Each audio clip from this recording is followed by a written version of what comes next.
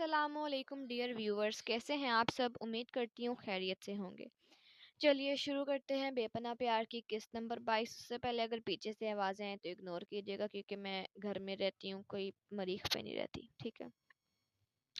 اور آج ہو سکتا ہے میں تھوڑا سیریس موڈ میں رہوں، ہنسوں نہ، کیونکہ میری طبیعت تھی ٹھیک، تو وہ بھی یہ نہ کہیے گا کہ میرا موڈ خراب ہے، ٹھیک ہے؟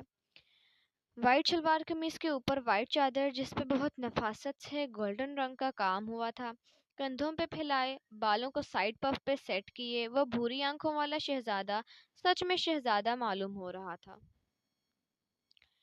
دوسری طرف عاصم نے بلیک شلوار قمیص کے ساتھ بلیک ہی جیکٹ پہن رکھی تھی، بائیں ہاتھ کی کلائی میں گھڑی پہنے، بالوں کو جیل سے سیٹ کیے، وہ حسن کا بادشاہ نظر آ رہا تھا، اور خوشی تو آج اس کے چہرے کے پور پور سے عیاں ہو رہی تھی۔ جبکہ عیسیٰ نے کریم کلر کی شلوار قمیص کے ساتھ مہرون نفاست سے بنی شال کندھوں پہ پھیلائی ہوئی تھی۔ ایک ہو شاہ اور دوسرا ہو پھیلائی شال اپنے ارد گرد، آئے یار ڈیشنگ لگتا ہے۔ تینوں اپنی اپنی جگہ حسن کے مجسمے بنے بیٹھے تھے، مگر اس وقت بیچارے انتظار کی گھڑیاں گنتے آدھے ہو رہے تھے، کیونکہ ان کے گھر والے دلہنوں کو نہ لانے پہ تلے ہوئے تھے۔ ہائے بیچارے۔ ماما، انس نے ماں کو مخاطب کیا۔ سمیرہ بیگم محبت سے بولی۔ نکاح کا وقت ہو گیا ہے، شاید رسم شروع کرنی چاہیے نا، معصومیت سے بولا۔ سمیرہ بیگم شرارتی مسکان لیے بولی، فوجی کب سے اتاولے ہونے لگے ہیں، مجھے پتا ہی نہیں چلا۔ ماما میں تو، بھابھی آ جائیں، بچیوں کو لے آئیں۔ انس نے اپنے حق میں بولنا چاہا، مگر اس سے پہلے ہی شمائلہ بیگم نے آ کر ان تینوں کے دل کی بات بول دی، تو تینوں کے چہروں پہ مسکراہٹیں رنگ بکھیرنے لگیں۔ سمیرہ بیگم اور شمائلہ بیگم وہاں سے چلی گئیں تو عیسیٰ انس سے مخاطب ہوا۔ بھائی بات تو سنیں۔ بولو۔ بھائی دیکھیں، 3 سٹیج تو سمجھ آ رہے ہیں، لیکن یہ چوتھا سٹیج کس کے لیے ہے؟ عیسیٰ کے پوچھنے پر انس اور عاصم نے بھی نہ سمجھی سے اس چوتھے سٹیج کی جانب دیکھا، لیکن پھر داؤجی کی آواز پر ان کی طرف متوجہ ہوئے، جو کہ اب ہاتھ میں مائک پکڑے کچھ بول رہے تھے۔ آپ سب کو میری طرف سے السلام علیکم اور فنکشن میں خوش آمدید۔ میرے یہاں کھڑے ہو کر بولنے کا مقصد یہ ہے کہ میں ایک بہت اہم بات آپ سب کو بتانا چاہتا ہوں۔ کچھ دیر رکے، پھر بولے۔ جیسا کہ آپ سب کے علم میں ہے کہ آج یہاں ہمارے 2 پوتوں کا نکاح ہے، مگر ہم آپ سب کو یہ مطلع کرنا چاہتے ہیں، یعنی بتانا چاہتے ہیں کہ اگر میں نے غلط بولا ہے تو سوری، لیکن اب میں کیا کروں، جیسا بولا جا رہا ہے میں تو ویسے ہی بولوں گی نا، کہ آج یہاں ہمارے تیسرے پوتے محمد ارتضی شاہ کا بھی نکاح ہے۔ ہیں؟ اس کا نکاح کب ہوا؟ اچھا 1 منٹ پڑھتے ہیں، پتہ چل جائے گا۔ جو کہ ہم نے اپنی بچی رامین کے ساتھ طے پایا ہے۔ تو یہ سین ہے، اچھا، اور وہ بھی آج باقی سب کے ساتھ ہوگا انشاءاللہ۔ میں امید کرتا ہوں کہ آپ سب ہماری خوشیوں میں دل سے شامل ہوں گے اور بچوں کے اچھے نصیب کے لیے دعا گو ہوں گے۔ آپ سب کے آنے کا اور ہماری خوشیوں میں شامل ہونے کا بہت شکریہ، جزاک اللہ۔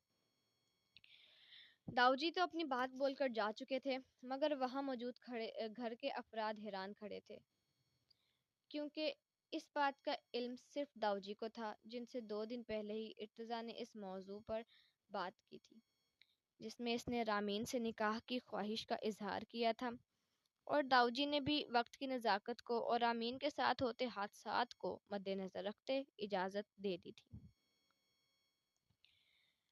انہیں رامین کے لیے بہت برا لگتا تھا، جس طرح وہ ہر وقت ڈری سہمی رہتی تھی۔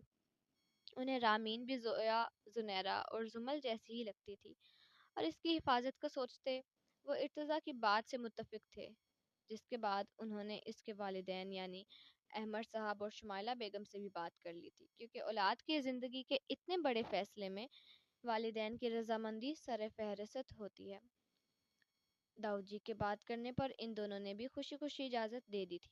شمائلہ بیگم کو تو پہلے سے ہی رامین سے بہت انسیت تھی، جیسے کسی اپنے سے ہوتی ہے، سو وہ بہت خوش تھیں۔ ان سے بات کرنے کے بعد پرسوں رات داؤجی نے اسی موضوع پہ بات کرنے کے لیے رامین کو اپنے کمرے میں بلایا تھا، کیونکہ لڑکی کا رشتے کو دل سے قبول کرنا لازم و ملزوم ہوتا ہے، اسی لیے انہوں نے رامین کو بات کرنے کے لیے بلایا تھا۔ تو تو یہ بات ہوئی تھی جب ہم بھی سوچ رہے تھے کیا بات ہے، تو یہ بات تھی پرسوں رات۔ بیٹا میں آپ سے ایک اہم موضوع پہ بات کرنا چاہتا ہوں۔ امید کرتا ہوں آپ میری بات کو ٹھنڈے دماغ سے سنیں گی اور دل سے سمجھنے کی کوشش کریں گی۔ رامین بیٹا، جیسا کہ آپ جانتی ہیں کہ روزمرہ آپ کی زندگی میں بہت سے حادثات پیش آ رہے ہیں۔ کبھی کسی دھمکی کا ملنا، کبھی کچھ۔ بیٹا میں آپ سے گھما پھرا کے بات نہیں کروں گا۔ وہ نظریں جھکائے انہیں سن رہی تھی۔ کیا آپ میری بات سنیں گی؟ اس کو ہنوز نظریں جھکائے بیٹھا دیکھ داؤجی نے اسے مخاطب کیا۔ جی آپ حکم کریں۔ رامین کے ان الفاظ پہ داؤجی کے دل میں اس کی جگہ اور دراز ہو گئی، کیونکہ یہ الفاظ وہ الفاظ ہوتے ہیں جس سے ایک بیٹی اپنے باپ کو مان بخشتی ہے۔ داؤجی نے مسکرا کر اپنی بات شروع کی۔ بیٹا ہم سیدھی بات کریں گے۔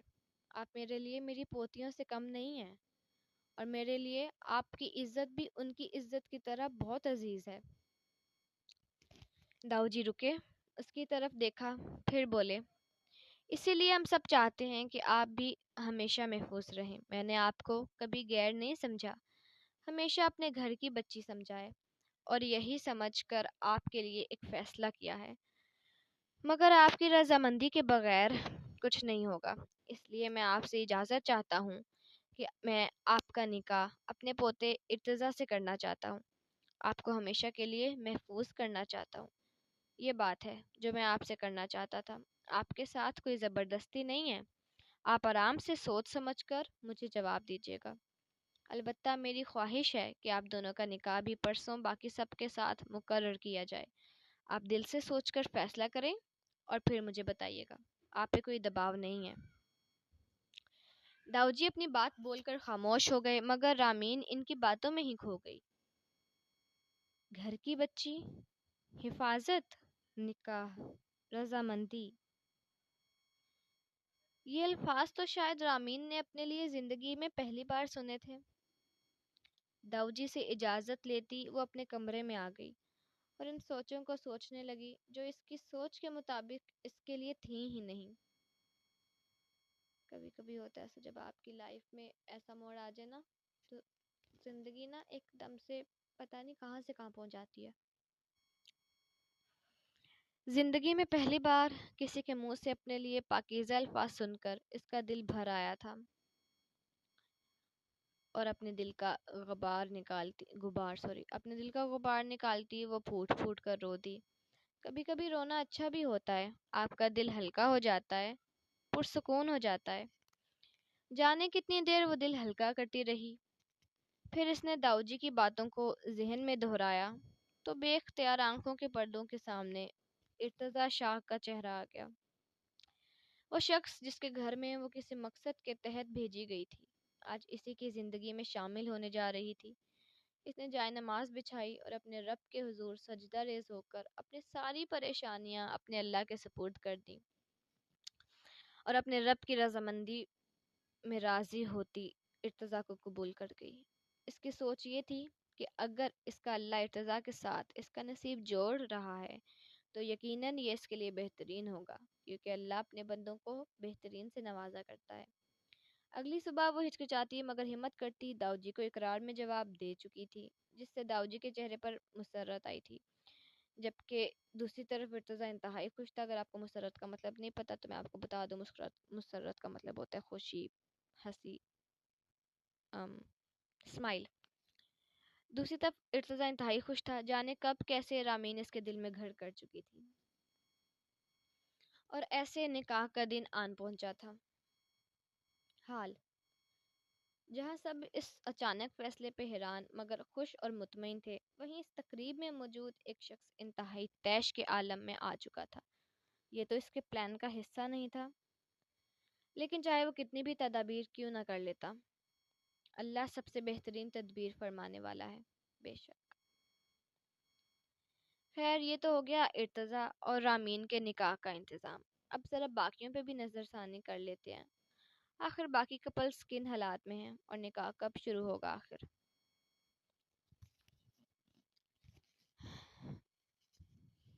ارتضیٰ کے نکاح کا سنتے سب حیرت میں تھے، مگر حیرت سے زیادہ خوش تھے جب ارتضیٰ بلیک شلوار قمیص کے ساتھ گرے شال لیے ڈیسنٹ سا چلتا آیا اور ان تینوں کے ساتھ ہی کھڑا ہو گیا۔ انس کے اشارے پر عیسیٰ نے بولنا شروع کیا جیسے کوئی مشین ہوتی ہے۔ عیسیٰ تو مجھے سچ میں مشین لگتا ہے اس ویر۔ بھائی یار آپ تو ہم سے بھی تیز نکلے، 2 دن میں ہی رشتہ کروا لیا اور ہمیں بتایا بھی نہیں، یہ تو غلط بات۔ عیسیٰ کی بات درمیان میں ہی رہ گئی کہ دلہنوں کے آنے کا شور اٹھ چکا تھا۔ وہ سب بھی خاموش سامنے کی طرف دیکھ رہے تھے، باقی ساری کارروائی ایک طرف، لیکن اپنے ہونے والی بیویوں کے انتظار میں تو بیچارے قسم سے مرے جا رہے تھے، تو باقی سب باتیں بھولنا تو بنتا تھا نا۔ سب کی نظریں داخلی دروازے کی طرف تھیں جب ای بی چلتا ان کے پاس آیا۔ میرے پیارے بھائیوں، بس تھوڑا سا صبر اور کریں اور خدا را اپنی اپنی نشست سے سنبھالیں، ورنہ مجھے آپ لوگوں کی جگہ جا کر آپ کی دلہنوں کے ہاتھ پکڑنے پڑیں گے۔ ای بی کے بعد ان چاروں نے ایک ساتھ اسے گھور کر دیکھا اور جلدی سے اپنے اپنے سٹیج کی طرف لپکے اور ای بی کہہ کے لگاتا انہیں چڑھاتا رہا، لیکن انہیں کہاں اس وقت کسی اور سے فرق پڑ رہا تھا۔ بس فرق پڑ رہا تھا تو دل سے، جو کہ دیدار یار کے لیے ترس رہا تھا۔ برائڈ انٹری کی وجہ سے ہر طرف خاموشی چھا گئی۔ دن اچھا ایک گانا ہے یہ، میرے خیال سے شادی پہ لگتا ہے، دن شگنا دا چڑھیا او سکھیوں نی ویڑا سجیا۔ ہاں، زویا کے ایک طرف احمد صاحب اور دوسری طرف شمائلہ بیگم تھیں۔ انس مکمل طور پر مبہوت ہو چکا تھا۔ زویا احمد شاہ آسمان سے اترا چاند نظر آ رہی تھی۔ میرا سجنا ملیا، سجنا ملن ودائیاں۔ گولڈن کام والی سفید شرارہ شرٹ پہ لائٹ سا میک اپ کیے وہ حسینوں کی ملکہ معلوم ہو رہی تھی، جبکہ چہرے پہ گھونگھٹ کیا ہوا تھا لال چنری سے جس پہ زونس لکھا تھا۔ اچھا زونس یعنی کہ زویا اور انس کا ملا کے ہیش ٹیگ بنتا ہے، کمبینیشن بنتا ہے زونس، زویا کا زو اور انس کا نس، زونس۔ ویسے آج کل تو یہ ٹرینڈنگ پہ چل رہا ہے۔ نی سجن ڈولی لے کے آؤ نا نی ویڑا سجے۔ اچھا مجھے گانا گانے نہیں آتا، یہ نہ کہیے گا کہ میں سر لگاؤں۔ یہ ساری ڈریسنگ انس نے خود اپنی مرضی سے سلیکٹ کی تھی زویا کے لیے، جس میں دونوں نے ٹویننگ کی ہوئی تھی۔ ہاں اس نے بھی وائٹ اور گولڈن پہنا ہوا ہے۔ میرا سجنا ملیا، سجنا ملیا، سجنا ملیا۔ ہاں زویا کے بڑھتے قدم انس کے دل کی دھڑکن مدھم کر رہے تھے۔ وہ عاشق آج ایک بار پھر دلہار بیٹھا تھا اس پہ۔ کارپٹ پہ چلتے زویا آ کر سٹیج کے پاس رکی۔ انس نے ہتھیلی اس کے آگے پھیلائی۔ احمد صاحب نے زویا کا ہاتھ انس کے ہاتھ میں خود تھمایا۔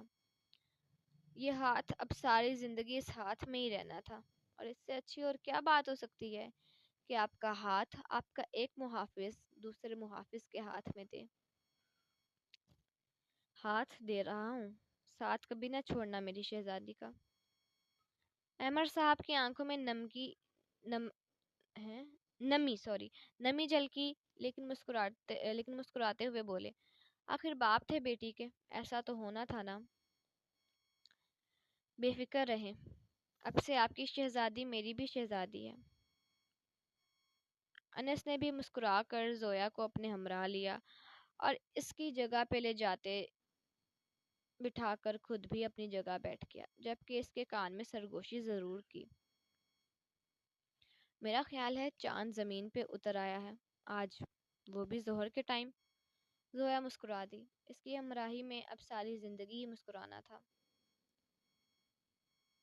ہاں کچھ مشکلیں تو ہوتی ہیں نا، ہاں کچھ مشکلیں تو سب کو آتی ہیں نا، لیکن خوشیوں کے دائمی رہنے کی دعا کرنی چاہیے۔